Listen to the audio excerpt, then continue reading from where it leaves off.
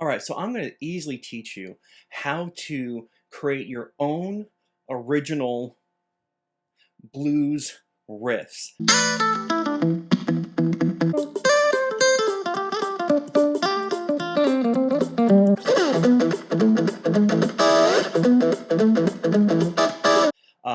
And it's actually really fun. It's really easy to do. But before we get there, I gotta do this. I gotta promote my new class on TrueFire, Blues Soloing Decoded. If you like my blues teaching styles from any video or this video, check it out. It's linked below. It's my delivery method with the technology and layout of TrueFire, which is absolutely outstanding. It has the 3 cameras. You can loop the tablature. You can see the guitar neck. If you play piano, you can see the notes of the piano. It's all divided into chapters. It's really strong, and I'm really proud of it. So if you want to decode how to blues solo from like the bottom to the top, check out the course. That's all I'm going to say. It's linked below. It really came out good. But with that being said, let's get to this video as well. All right, so it's very hard and challenging to write an original blues riff. The riff parts, the parts that like make up the actual song. There's hundreds and hundreds of thousands of blues songs, and blues is a shared music, and a lot of them, do the 12-bar blues, and a lot of them might sound the same, and some might sound unique. And what we're going to do today is we're going to give you the confidence to write your own blues songs or blues riffs. But what we're going to do is we're going to be inspired by, and we're going to steal from any blues lick and make it your own. And you can do this with any blues song you like. I'm going to use 3 songs today and show you, and then after this, go write some blues songs. So let's get right down to it. The first example I'm going to give you is where you're going to write a blues lick that doesn't change. It's actually not a 12-bar blues. It's just based off of Smokestack Lightning, right?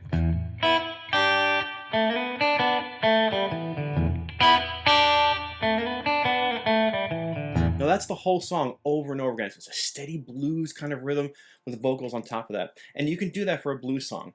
And what we're going to do here is stay with one like riff for the entire blues song. So let's take Smokestack Lightning. Let's look at it. Let's see what it really is. And let's take the best parts about it and make it our own. So when you look at the tabs, or if you look at this, you can pretty much see it's built around an E minor pentatonic. And we do have the slide here, but that really is still pentatonic notes.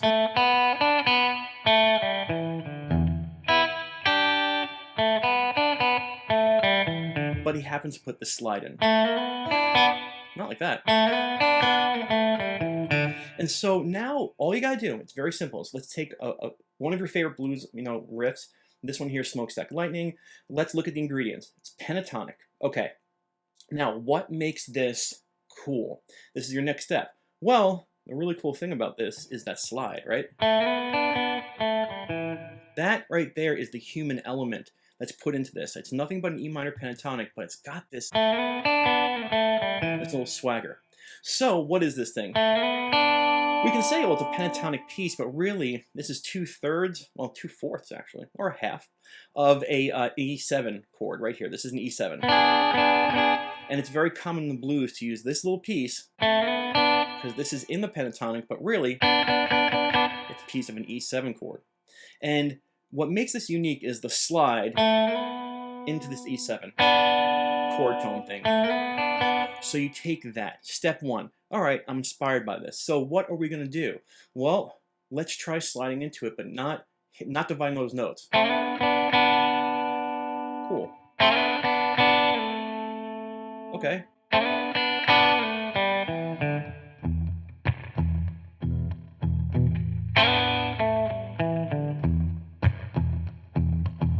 So right there, I just took the best part of Smokestack Lightning, which I thought it was, made it my own,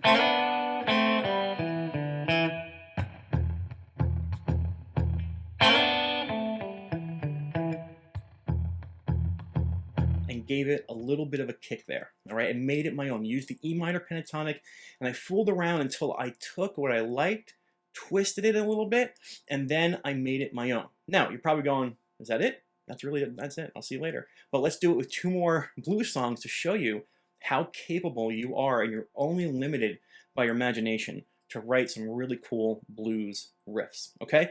The second song I'm going to look at is The Lemon Song by Led Zeppelin. Now, I love Led Zeppelin. I know some people are like, oh, plagiarists, but honestly, I don't care. The Lemon Song is, to me, a fantastic blues song, and we're going to take that riff, the opening riff. I'm not going to play the open B string, but we're going to take it. This is it.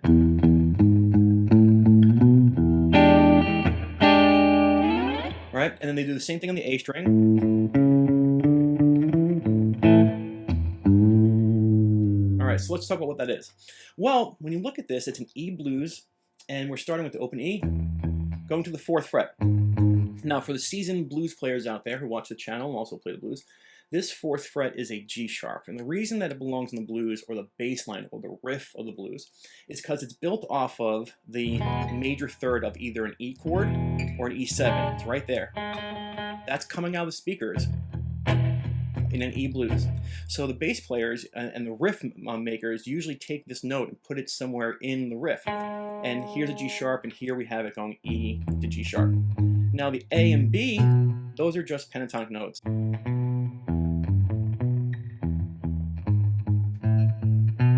And then here we have an E7 sharp 9. 7, 6, 7, 8. So that riff,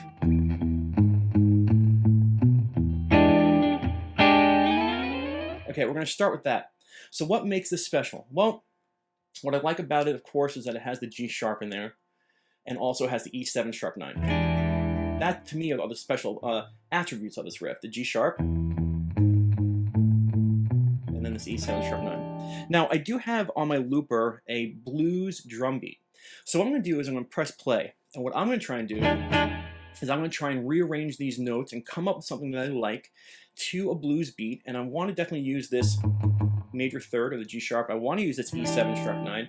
I want to use all the notes, but I want to disguise it. I don't want anyone to know it came from the Lemon Song. Let's see.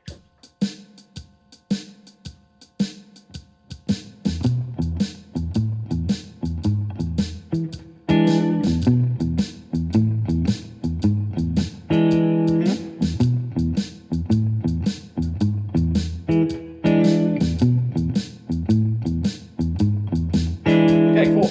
Right off the bat, okay? And that was just me reversing it.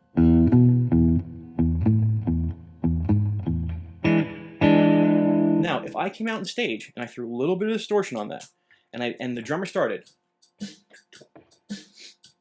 and I started playing.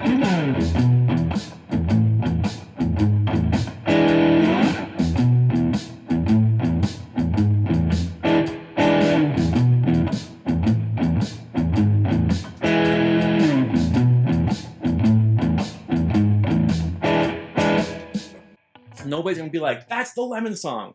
They're just going to be like, oh, it's a cool riff and it sounds bluesy. The reason it sounds bluesy is because we're ripping it out of an established blues song. Now, the Lemon Song goes from the 1 chord, which is the E, to the 4 chord, which is the A, with the same riff. And so they're going to, well, turn my volume down, you know. Now, do I want to hit the E7? Or do I want to hit the A or an A? I'm going to hit the A up here. And I'm going to take it from the 1 to the 4. Let's see what it sounds like.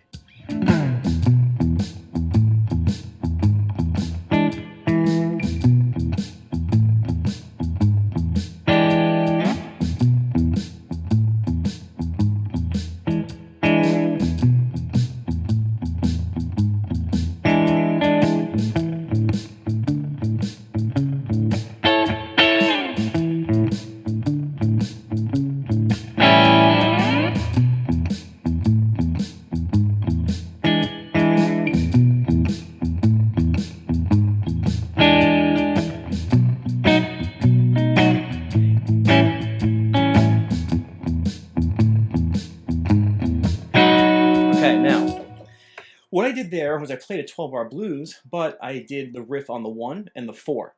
And then when I went to the 5, I just threw in a B7 and an A7. Very, very common for blues is to have riffs on the 1 and the 4, and then the 5 just be like the 5 chord and the 4 chord. Our first example was just something that was on the 1 chord. This example is going to be something on the 1 and 4 chord, and then a standard like 5, 4, 1 type thing. Now, let's get to our third example.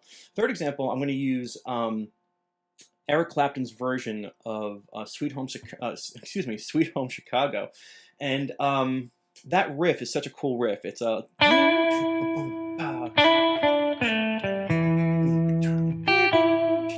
that riff is just awesome. Really, this. So let's take a look at this, and you want to have the eyes of trying to find out, well, what is this? Okay, well, we have.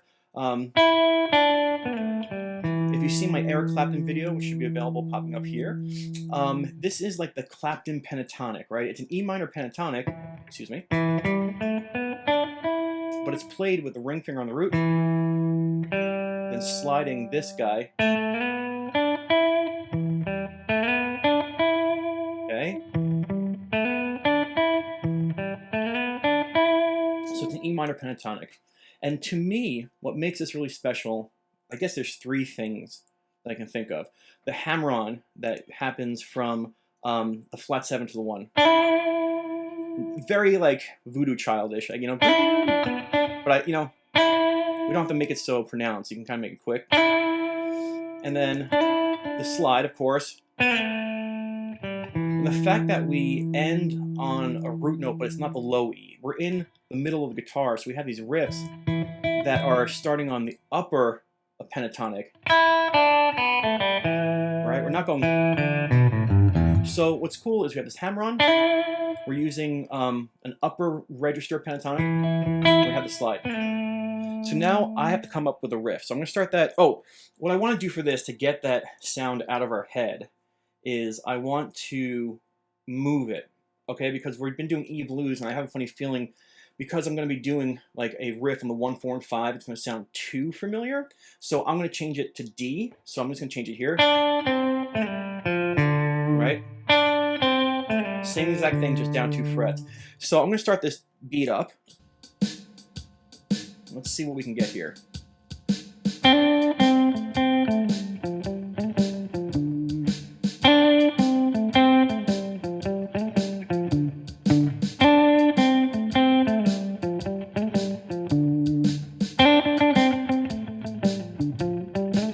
Nice. Okay, that right off the bat, I was just, again, I've been playing for 30 years, so like, of course, if you're new to this, it's not going to come right away like that, but I just kind of gave some rhythm, kind of moved with some energy left or right, and I like what I did. So we're going to use that for the 1 chord. Now what we're going to do is try to get that riff on the 4 chord and the 5 chord. We're in D. So in the D blues, the 1 is the D, the 4 is the G, and the 5 is the A. So we got to find that stuff for those chords. So the G would be here. That's that G pentatonic. Instead of doing this, it's the same thing. And for the A, it would be up 2 frets. Let me see if I can remember that. That was it, right? Okay, now I'm going to try and do the whole thing with the 1, 4, and 5 on the D, G, and A.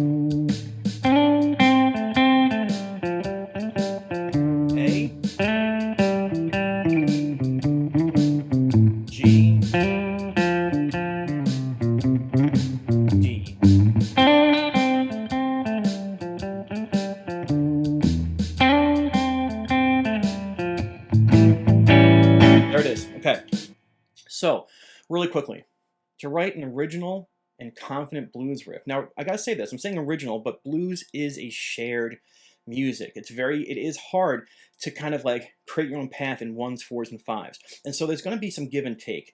And what we're doing, we're taking the best, or what you're gonna do is you're gonna take the best of what inspires you and make it your own, twist it a little, and put it into the matrix. So here you can see a lot of this stuff is pentatonic based, has a major third sometimes. And there's always a unique move. And so I just want to show you it's easy to do this. So go pick your favorite blues riffs, see what they're made of, see what's actually happening, pick out the most special part, make it your own if you want to change the key so it doesn't like capture your ear so much, and then take that special thing, try to work it, and try to rearrange the notes and get a blues backing track and see if you could make your own.